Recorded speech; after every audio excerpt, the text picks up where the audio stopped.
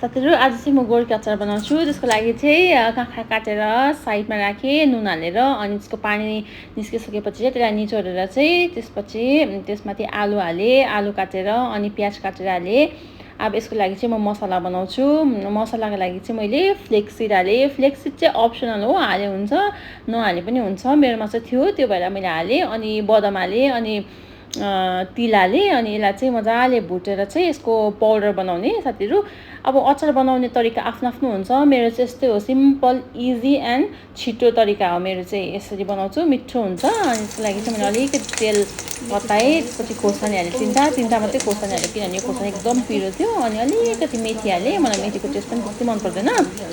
अनि त्यसपछि चाहिँ हल्दी हाल्नुपर्छ। मलाई चाहिँ यस्तो हल्दी, धुलो खोर्सानी, मसलाहरू चाहिँ एकदम एलर्जी छ, हाच्छिङ आइहाल्छ साथीहरु।